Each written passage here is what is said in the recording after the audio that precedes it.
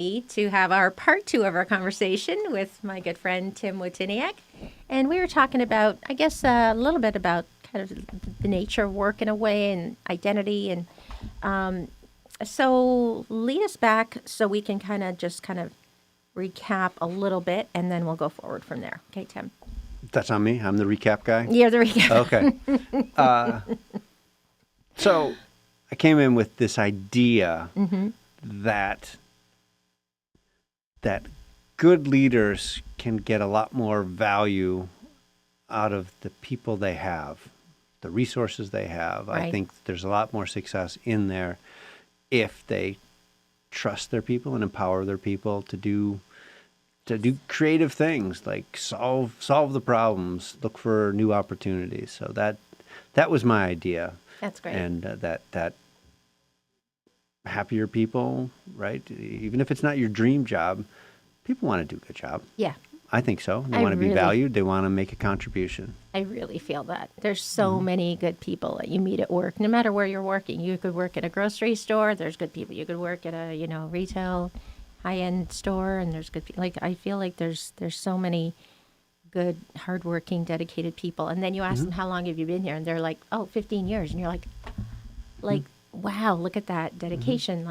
So I feel like work itself is shifting a lot, with gigs and things like that. And it's no longer so much your identity, what your job is. It's like you here at this time. And then you go here and that's who you are, right? Like a little bit. What do you think? I like that idea that your job doesn't define you, your work doesn't define you. I distinguish right between job and work, and that's what I'm trying to find work in the old sense of what's my contribution to the world. And I get it that Orange Julius, I don't know if that's a thing anymore, but may not be someone's work. But while they're at work, at their job, wouldn't it be great if they felt valued as a person and they got to bring their unique abilities to that? It just reminds me of going into an ice cream place, I guess it's a froyo place, I think is the way you're supposed to say that. And clearly they were not particularly busy, right? There were not a lot of customers. Okay. So we got a lot of attention. So I went in with my girlfriend, and there were two younger gals there, and they were fantastic, right? So this is presumably a low-wage job. All they have to do is scoop something out, put it on your cone, and give it to you and stuff like that. But they were engaging and offering options about, there's this, there's that, and what kind of things do you like? And it was delightful. I chased down the manager of that company, phone tag for, I'm glad. I think it was 2 months before I finally found a time when I could go in, because I wanted to go in person and talk to this person and say, here's the experience of that. And I'm sure some of it was those two gals, right? Yeah. Just in who they were. But they were given a way to bring it into the world, right? And they were empowered to, right? They were trusted. They were It's efficient. They obviously did a great job with running things from a logistical perspective and all that stuff, and they were engaging. It's like, I want to go get frozen yogurt again, right? Because of that experience. And I think it was a happy experience for them too. So while they're working, to do that. We had a conversation during the break, and I wanted to come around to that because we're talking about what's possible. And you'd asked what's the opposite of that, and one of the people at the station here said something like, well, would you like to be more disempowered and impeded and slow down and doing what you want or getting what you want? And I was like, oh, when you think about it that way, right? That was a great contrast. So, but that happens, right? I think through no fault of anyone, probably a lot of times, but the net result is, it's like, you've been working all this time with missing this part of that machine or this part not working. Like, yeah, it's like, it's like, so those opportunities to remove impediments. Exactly. Make Right. things And to empower easier. stuff. Well, it's like a new computer program, a new CRM, a new, like it can, everyone has to learn the new way. And hopefully there's things about it that are improvements over the old program. But it's people, I think people generally have a good intention to help. Like they have a, right? And like, so his intention with me is that he just gives me so much freedom. And he has such a great sense of humor that he comes up with these fun things that, we're always talking about, or we're doing crazy things, we're just doing fun things. Like one day we found effects, like actual effects. And so he's like, okay, let's just look at the camera. And then so he made like a pixel. Everything was pixelated and it was moving like one time. And another time there was all these rays sticking out. Like it was crazy. And I was like, just delete everything we did that day. And instead, I think he shows it on the channel in between shows as like for fun or something. And it's so crazy because whenever he tells me a funny thing that he wants to do, like I really try to make it possible. Because I feel like, in a sense, he's trusting me with that idea. So I want to honor that idea because maybe he doesn't give that idea to anybody else. Maybe the idea has been percolating for 15 years, and he's always wanted to do that. Yep. And so I really try to. But that's empowerment. So it's kind of interesting because sometimes when you don't get something, you learn as much valuable information and insight as when you do get something. So. Do you have any examples of that are salient to you? I think sometimes you're in a job and you're like, I don't think I want to do this. Like for me, I think I wouldn't be fit enough to do the 50,000 steps to shop for someone at a Kroger and then pick out all of their things and put it on the carts for everyone and then run them all out to their cars. Like it's like sounds like a great job, but I don't think I don't think I can like physically. It's just a lot. Like you go home and you're like, I can't move. I can't move. That's finding the right person for that job who can keep up with that and do that. And also to value that, right? Just that like, oh, groceries just show up. No, they don't just show up. Some person went all over the goes store and picks those up, and we see them in the stores now. I think that's more visible, but yeah, it's a great job because if you're not a people person, because some people are introverted and things like, it's a great job. They don't have to really talk to anybody, and somebody might be like, "What else, the butter?" But like generally, they're not really having to talk to people all day long, right? So it's I just like that's just I'm not fit enough for that. But I remember you told me you were gonna go run a marathon. I was like, I don't run marathons. You keep giving me credit for that. I was like, what? Like a half marathon? Like, how do you ever? Yeah. So I think you have very high standards for yourself. Maybe. So when you're kind of thinking about maybe speaking, what kinds of topics do you want to speak about? Well, this is stuff that I want to talk about. Very right? good. Very good. I'm want glad to hear that. Empower people. I'm glad to hear that. Yes. That's like imagine you get together with your coworkers and you scheme to find the best way to accomplish what needs to be done. Right. I mean, that's the kind of teams like. Think about Apollo 13, the movie, right? Yes. Like. People were very good at what they did, and then they were ready for an unexpected circumstance. Yes. And they just like, all right, we got to figure something out. And it could have been easy to say, well, can't do it because the scrubbers are square, and they need to fit into a round hole, and that just doesn't work. Okay, never mind, forget about it. Well, but they didn't do that, right? And how did Gene Kranz handle the situation? Gene was the leader, right? Right. He was Ed Harris's character. Yeah, he was like I remember thinking, "Oh my gosh, I love that guy." I know he was a total leader. What did he do? Well, so someone even said so this is going to be a disaster, right? And one of my favorite lines is where he says, I believe that this is going to be one of our greatest moments or greatest achievements, and that was possible because it had the right people in the right roles, and then said, here's what needs to be done. Right. Go do it. The consequences were substantial, right? And they took it on, right? And everybody in the team took it on. So if every job from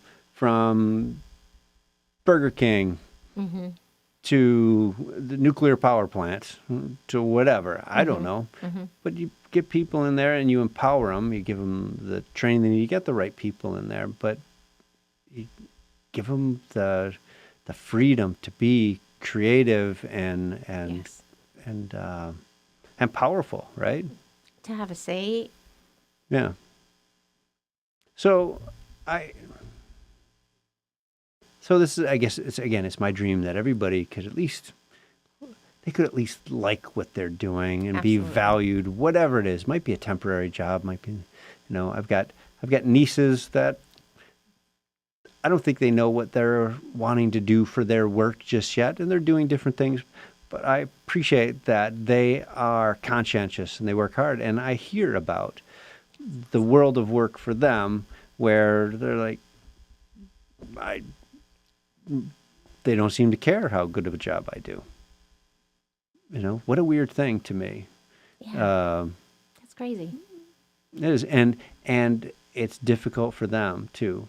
The job I was alluding to, the story where I was discouraged from doing a good job at this one job, and it was a serious job as I saw it. We had responsibility for the safety of the whole plant, and our job was to go around and make sure, on a recurring cycle, it was night watch, it was called, fire watch, and we walked around the whole plant, and there were different places where there were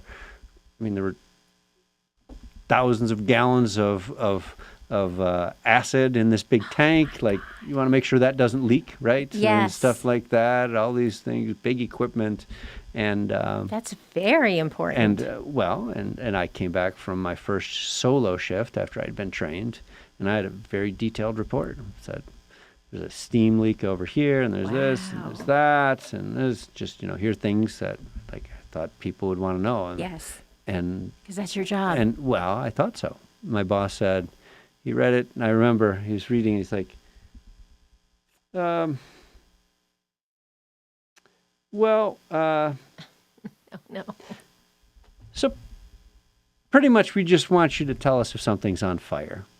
Oh my God! But that's not okay, though. Well, so I didn't know what to do with that. I right? know, because I did not know what to do with that. Wow. So how many times are we doing that? And how did my attitude change towards that as a 20-something-year-old, right? I was like, what's my contribution? Yeah. It really isn't that important. And it's so important because if something, happened as a consequence of not doing that job properly, everybody's going to know about it. Everyone's going to be at risk. I mean, things could blow up. I mean, that's just insane. It seemed like it to me. But what was the net result? Wow. I felt less valued. Yeah. And it would really be discouraging. Yeah. My talents for being alert, right? It's like, yeah, it doesn't matter. We pretty much want someone that'll walk around and they see a fire and they make a note. Like, it could have been a caveman, like, oh, come back. Yeah, you could have had none of your amazing traits. You could have just walked around, not talked to anybody, not looked at it, like just, yep. And that's your job. Like, so how are we doing that? And how do we do that to people? And this isn't even just in the work world, I think. If we extend this conversation to say the people in our lives. Right. Relationship. Are we seeing them? Are we valuing them? And are we acknowledging them, right? That's to be seen, Right. I think, is important. And to be acknowledged is important. Like, you see me, Right. you get me, I do. and you value me. That's true. Right? Who doesn't want to hear that? And if you don't hear that, where do you go with that? Really love our relationship because I really feel like I just learn so much from you, but not just from things that you say and insights that you have, but just your way of being, your whole demeanor. It just teaches me, slow it down for me, be calmer because you are. And I'm like, man, I wish I could go through life like Tim. No, you don't want that. Do. You're the perfect Sue, and you're on your own journey, right? And how do we honor each other in every relationship, right? And so that people are empowered to be their best, and right? I've always validated you, haven't I? You have From the very You're first very day. generous. Yeah. I've always been like, this is what I see, and this is what's so great about you, and it's I'm kind of putting you on the spot, but do you feel that have I done the same for you? yeah, I think you have, but you're just so much further in understanding like systems and people, and We're just different, Sue. That's all. So you're here doing something that's important. You know, this is your gift. This is where if I could magic wand, Sue gets paid, whatever amount of money to do this and to Yeah, it would be wonderful. share interesting conversations and interesting ideas with the world through this work, right? yeah, something that I realized is that there's a lot of really good nonprofits and people who, it might be their job or it might just be their interest. And so I can shine a light on that, and then that helps them because then they have professional footage for their website or, that they can use on social media. And that is worth something, right? How great is that? That you see them and you esteem them, you value them, you give them the opportunity to share what's important to them, get that out into the world. So Yeah, absolutely. It's going to be an interesting journey.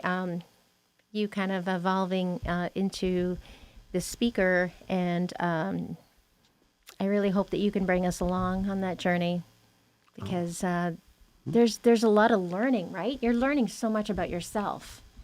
I am. It's a lifelong journey. It really is. Who is this guy, really? Who is this guy? Can you share with us something that you learned about, like, speaking professionally that you find interesting that we can talk about? I don't know. It's the idea of it is that everybody probably, right? I'm going to take the probably out. Everybody has something valuable that they could teach us if they can develop it. And then there's the presentation of it. But the starting point, it kind of fits back with my earlier stuff, is like each person's like, hey, what do you know? What has your experience taught you that the world could use to hear? Yes. That could serve other people. And I think when we're at our best, we do that naturally in conversation and in community. Yeah. Right? That people are, the older way of having a community of this person is, you're the blacksmith, you're the baker, you're the whatever, right? Right. Like things, and we're all interconnected, and I think it's more complex than that, but I still think that's true. It's like, that's really interesting and useful to me. Thank you for sharing that. And if you hadn't, I wouldn't know it. So yeah, like, when you go networking and there's a financial advisor and there's, like somebody who's doing a nonprofit and somebody who's, like, it's kind of interesting who's in the room. Like, you have, in a sense, a village in a room. And like your sort of mission, if you would like to accept it, is try to find, the person that you need to have a conversation with, but also maybe a person that you can just unselfishly help. And then you go home thinking, wow, that was great. I made 4 really good connections, and this is what I can bring into my work or whatever. I need this person for this, and I can introduce that person to that person. And so it's kind of interesting. Like, when I was growing up, there's a lot of Italians in our community, and I just so always wished I was Italian. And I think the thing that I always wished I had was, like, like I guess maybe in Italy, like the ladies would sort of sit on the porch steps, the kids would all play with each other, and the gentlemen, they would be having a cigar, or they would be like, right? So at the end of the day, you'd look forward to this kind of wonderful, let me talk about my day, or let me ask Angelina about how does she deal with that problem. And so, like, I wish we had that. Like, We do. We can. at work, maybe. Well, I think there are all sorts of mechanisms. You can talk to somebody on the other side of the world. You're right. Yeah, you're right. If I make the effort, I can have, it's different, but a powerful relationship with my friend in New Zealand, Yes, that's true. right? Which, how lucky are we that we can do that? And I think the incredible. risk is to take that stuff for granted, and then not take advantage of it as well, right? So, Yeah, just have to name a common time in all the different time zones, and you can meet up. So yeah, this is definitely. I feel like with you, this is definitely your giving back phase. This is your contribution phase, and I know that you're very selfless. You're very generous with your thinking, and like you're just so good at seeing systems. You're so good at seeing interrelationships, and but at the same time, you express yourself like nobody else I know. I blame Canadian television. You have what? I said I blame Canadian television. That's really interesting. Yeah, you do? I say some things in some unusual ways, and Canadian television. it's Mr. Dress Up and the Friendly Giant. I grew up with Canadian television. That might be why we connect. Maybe. Did you ever watch Whose Line Is It Anyway? Sure. Oh my gosh, like this Canadian television. I just didn't expect you to say that. That's so hilarious. But yeah, maybe we just understand each other. But wow, I love Casey and Finnegan in common. Yes.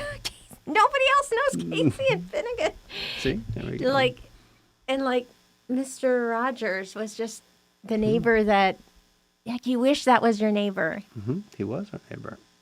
And he was, yeah, it's true. And we need people like that right now. But we have people like that right now, don't we? And we can help people be that. We can bring that to bear.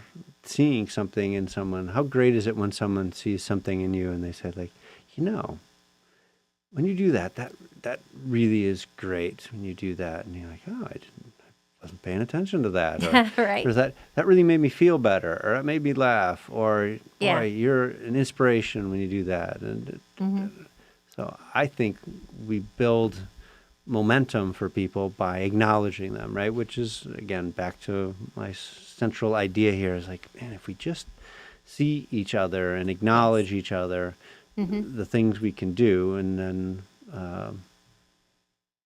yeah. I like that. I see you and I am here. I like that. I keep thinking about that. Well, how simple is that? But how rare does that seem, even when you are with somebody now? Yes, that's true. Have you ever been to like a restaurant or a cafe and there's people sitting together, but they're both like this with their phone, Sure. and they're not even. I feel like there's probably a generation of people that are going to grow up differently because of the devices. And in a way, though, at the same time, like for every person that is pushing a stroller and looking at their phone and not looking at the child, there's another person, maybe a dad, who's kicking a ball to a child for the very first time. This child is like, what do I do with that? I don't know what to do with that. And I saw that yesterday, and she had like little boots on and everything, and she was like looking at the ball, and then she was like interested in something over here or whatever, going to the tree, and he's like, here, kick the, like, right? Like, he understood the assignment. But it was just sweet. I was thinking, he doesn't have a phone out, right? Like, so I'm just very grateful that we grew up when we did, and very grateful that we had kids when we did. Like, I'm grateful to be in this exact time right now. Because there's convenience, but there's also a deliberate choice to be present, Can be. right? So how do we make that, how do we get the best of what we think we grew up with in the modern context? I think it's a lot of it is being in person for me. Because, I mean, you can be in a Zoom meeting where there's lots of people. I don't think it's the same effect. What do you think? I think it's harder for me. He trained with that. It's like reading a text versus hearing somebody on the phone. True. There's an awful lot different there, and so That is true. in person versus, and it's better than not doing it. I Yes. think so. Yes, definitely. But being present, I have the great fortune to do some work supporting a group called A Kid Again, which provides opportunities for families with kids who have life-threatening illnesses Oh my to goodness. just go out and have fun and do stuff. The whole family. It's not just focused on the kid That's who has issue. wonderful. And I have the good fortune of doing some events with them. And the last one was at a Pistons game, and we were out on the court waiting for the players to come out onto the court. They got to go out, a select number of them got to go out there and be waiting to high five the players as they went out. And I do photography for them. That's what my thing is. So I'm out there, and so I'm watching. Yes, Right? So yes. I'm watching how they're dealing with the situation. And so many of them were on their phones, Yeah. and they were ready to take a picture of Yeah. what was happening rather than Experience it? it's what it looked like to me. And so I want to be mindful that It's true. their world is different than mine was, right, at that age. So maybe getting that picture is really important to them, and Yes. okay. And they can And- enjoy it forever. And that is a once in a lifetime, a lot of things. That's Yeah. very special. But I know what you mean. But it was a little baffling for me. It's like, but you're about to meet the Live right players, here. Yeah. right? The yeah. actual players. Yeah. I hope that the players understand what a big deal it is for the child, maybe to have a picture with them, but to also like understand that like they want to capture that moment maybe. So it's part of Yeah. it's some of both. Enjoy the moment, be immersed in that experience, and don't worry about your phone. But at the same time, it'd be so nice to have a picture of me with Yeah.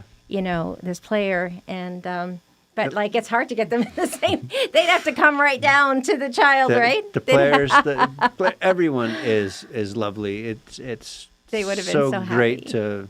to be there for that. The organization, the Pistons organization, and the other organizations that do events. Everybody's so great with that. So but great. but it is just it made me think. It's like, man, am I missing something here? And I am. I didn't grow up in the same way they did.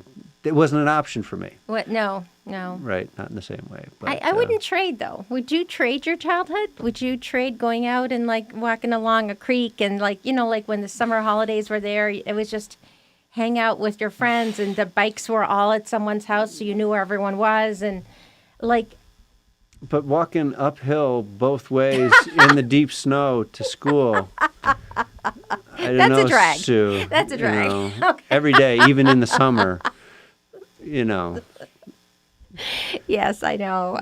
Supposed to. I think we should be in rocking chairs for this, right? Back in my day. And then, you are someone that it's never ever going to be old. Oh my God, ever. You're just.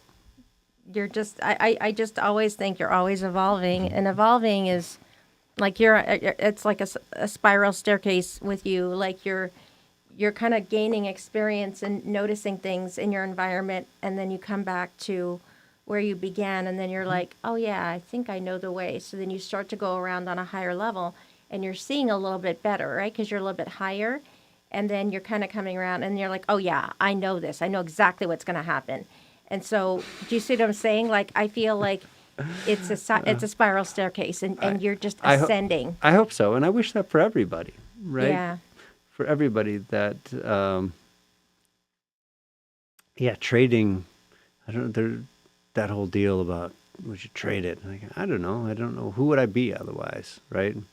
And we're all. I've said this before too, but I think we're all perfect just as we are. Yeah. Because it's the culmination of everything that's happened to us, and there are things that and we find our way and we lose our way, and things happen, and we have victories and we have challenges, but Heartbreaks and things like that. all that stuff. But I hope everybody feels like they're on that spiral staircase going up. I hope so. Yeah. Yeah. And kind of like to know that there is a point to it. Like, this isn't all just for nothing, that there's a reason, I guess. And sometimes you'll find the reason all of a sudden, or you like you may not know the reason when you're starting, but maybe in that job you begin to say, you know what, I like who I am when I do this work with these people, something like that, right? It's okay to discover something about yourself, and I think you're doing that all over again now, right? How can we help everybody have that experience in as many ways as possible? Right? Authentically. What else are we here for? Yeah, what are we here for if not gaining that insight and learning who you are and kind of go ahead. Well, and not just for ourselves, but I mean giving it away, right? It's like I see you down in that different spot that's familiar to me. Hey, maybe try this. And they go, oh, thank you, right? Right. Whatever. Absolutely. And that person could be like, I really wanted to solve that problem. Thank you. Now I can focus on other things, but sharing what you see and what you've been through. And I guess maybe that's what I'm collecting here in a way too, is collecting insights and honoring people for having them. And yeah. Yeah, why do you keep doing this, Sue? I want to be better at this. Better at what? Listening.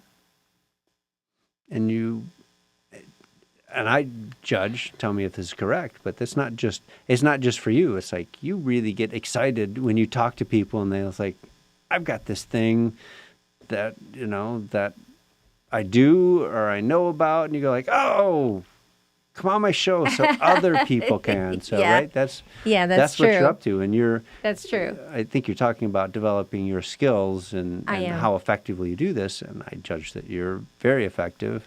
Thank you. It's my understanding you're the most watched show on this network. That's verifiable, is my understanding. I get to say I'm the #1 show in CNN TV, and that it just astounds me. But I have such a humility about like what, it's so crazy. But I think it's been maybe about a year and a half, something like that. But I think I've done like 150 shows, and that's part time, right? That's 150 messages that get out there that otherwise may not have. Yeah. Somebody getting to speak that wants to speak. Somebody, perhaps a multitude of people, getting to hear something that maybe touches them. And right? Yeah, no, you're right. And what a great thing. It's a force multiplier, right? Yeah. It's kind of like you don't realize, like, in a sense, you have power. Mm-hmm. You have power. And I didn't before, I don't think, right? I always felt like, I'm not proficient at things, maybe, but you have to start somewhere, right?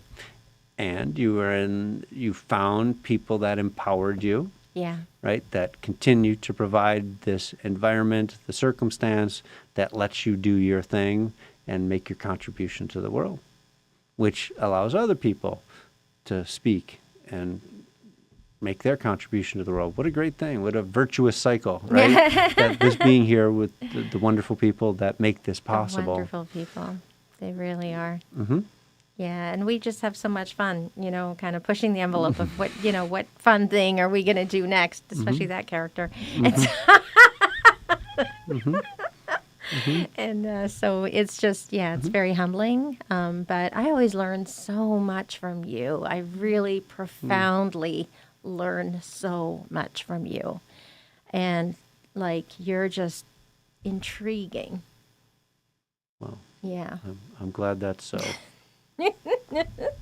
Will we have another conversation in maybe a month or two or something when you would like to come and talk? I'm thinking I may switch up and become a lumberjack.